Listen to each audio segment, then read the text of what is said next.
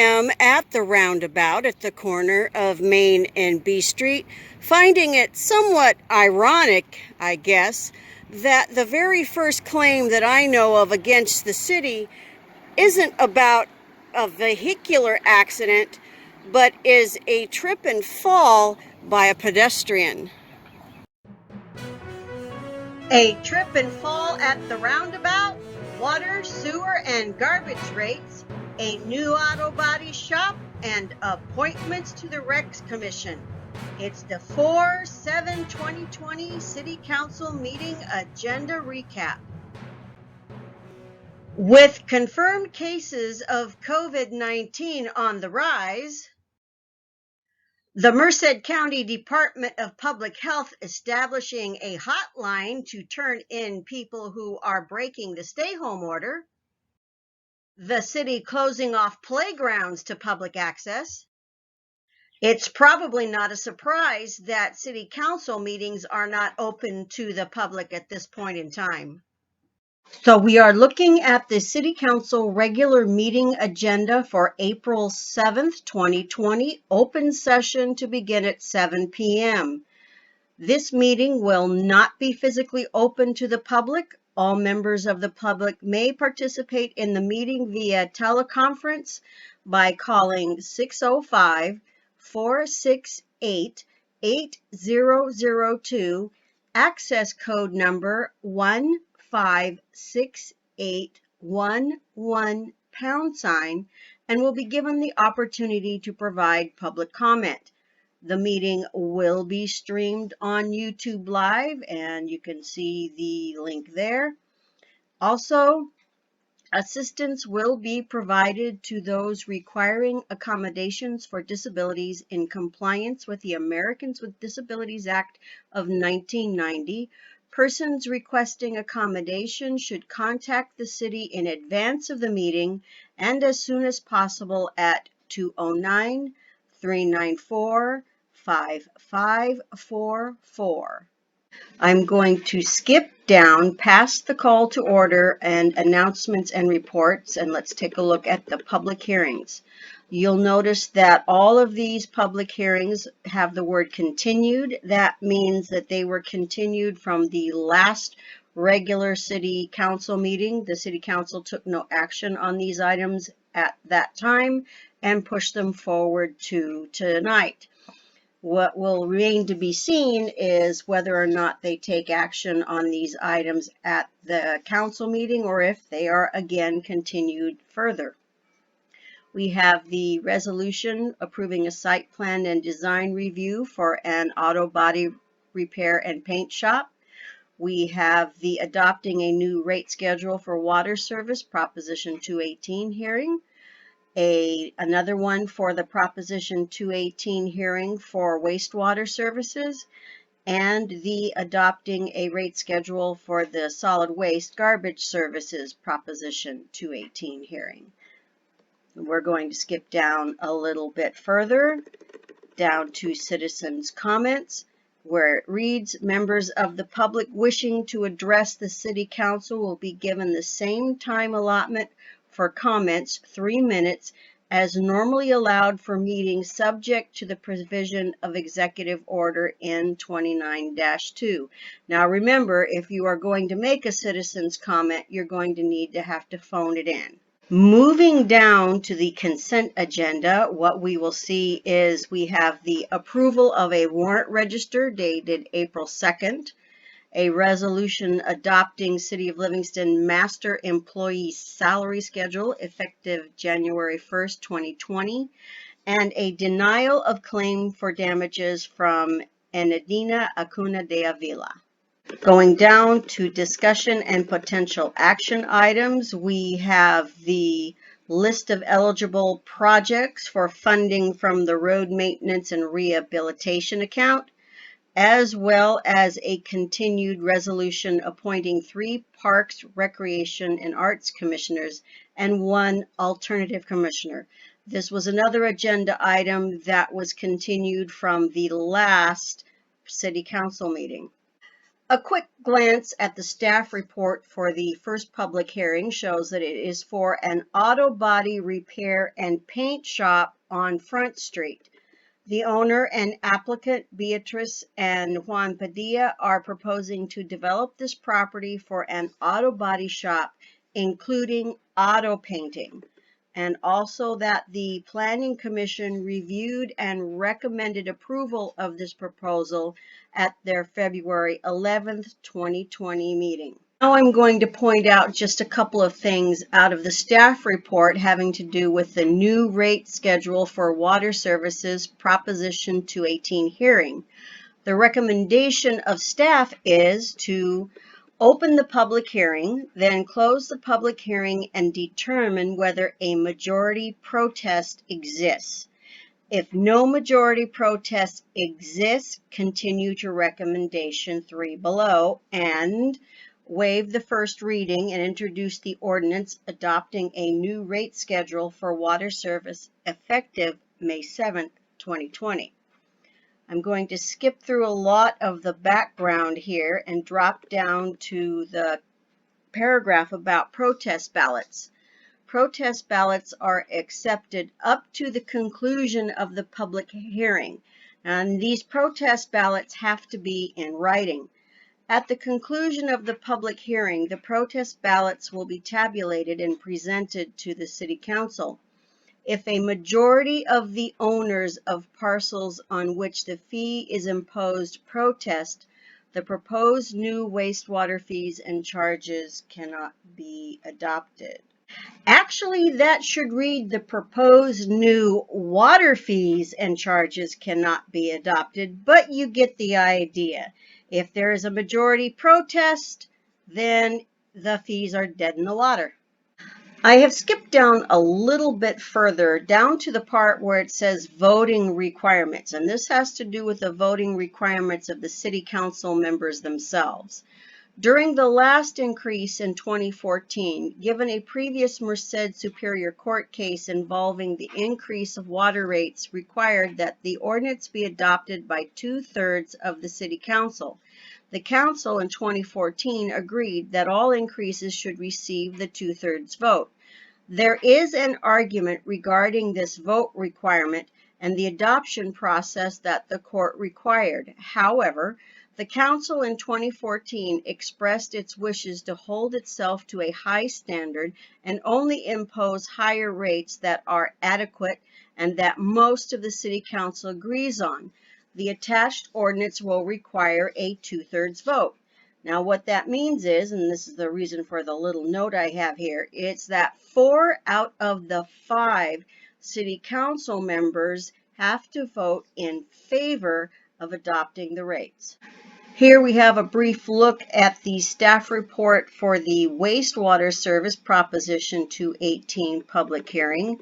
I'm going to scroll past the recommendations, scroll on down to the reasons for increase in rates.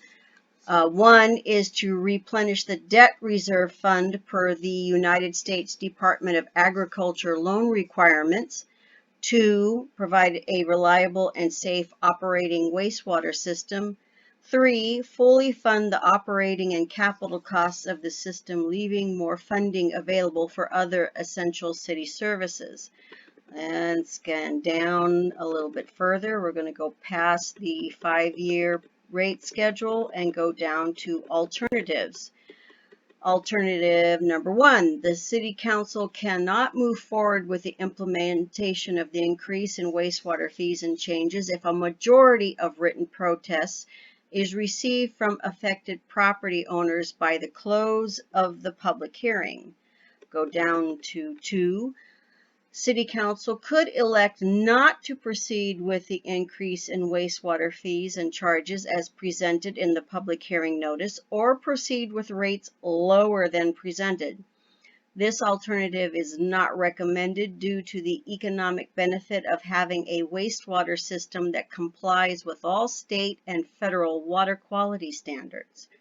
Let's go down to what I have circled in green here. Why a resolution and an ordinance? the City Council is presented with both a resolution and an ordinance establishing the new rates. In 2014, the City Council decided to do all rate increases by ordinance. However, since Livingston Municipal Code Section 9-6-25 states that the city shall adopt a schedule of charges and fees by resolution, the council is being asked to adopt both in order to comply with all intentions and requirements. Staff is presenting an ordinance as well to be consistent with past practice. Although the rates are being established by a resolution and an ordinance, the intent is to have both established rates at the same time. Since ordinances require 2 readings and a 30-day wait period after adoption for the rates to be effective, the attached resolution indicates that the approval of the wastewater service rates under the resolution are contingent on the adoption of the ordinance and shall be in effect on May 7, 2020. However, the rates would not be effect until May 7, 2020. If we take a look at the staff report establishing rates for solid waste services, in other words, garbage services, you'll find that the staff reports read pretty much the same as the one for the water and the wastewater. There may be a few little minor differences here and there, but it's basically the same thing. The recommendation, the background, talking about the rate studies, talking about the notices that were sent out, the workshops, at protest ballots, and so on. Going down to analysis, although there is an argument that solid waste collection service fees, solid waste service fees or service fees within the City of Livingston are not subject to Proposition 218 because the services are provided by a private solid waste hauler and not the city. The City Council and the City Manager have decided to follow the process detailed by Proposition 218 in order to promote transparency and involvement by city property owners and customers.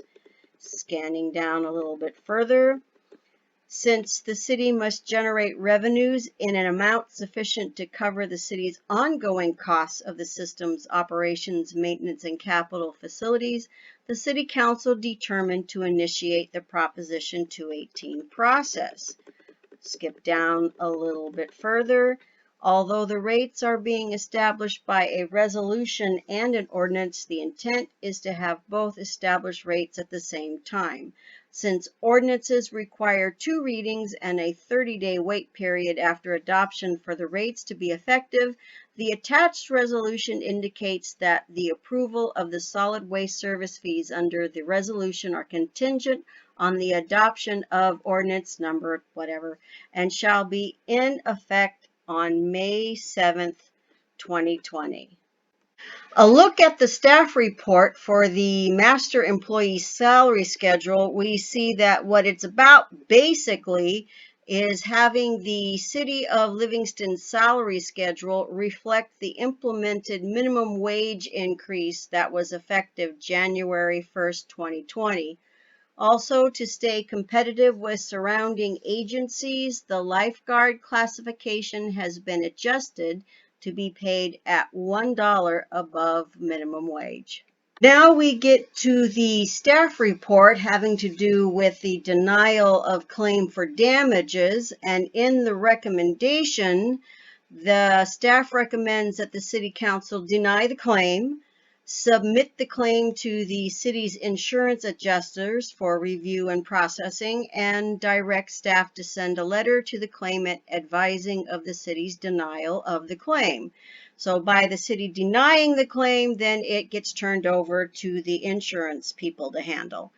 On the background, it states on February 25th, 2020, the city received a claim alleging injuries sustained at or near the Roundabout on B and Main Street. The allegation is that due to the sidewalk being raised, she lost her balance, causing injuries to her forehead and teeth. Fiscal impact, unknown at this time. Total cost to the city will be determined after review by the Ames office.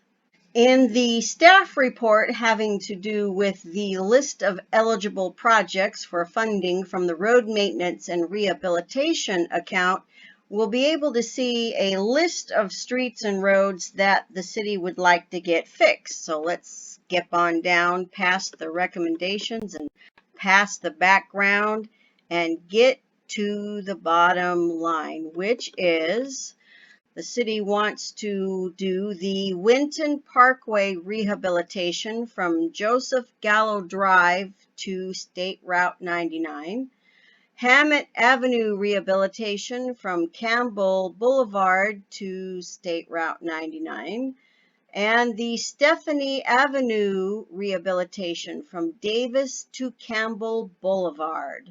And finally, there is this staff report having to do with a resolution appointing 3 Parks, Recreation, and Arts Commissioners and 1 alternate commissioner.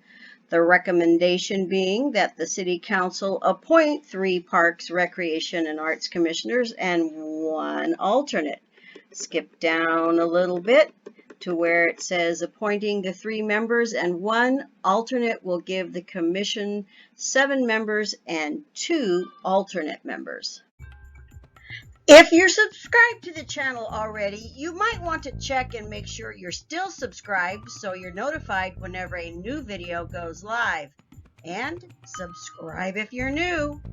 Until next time, this is the gardening snail of Livingston, California, because not every critter is hiding under a rock.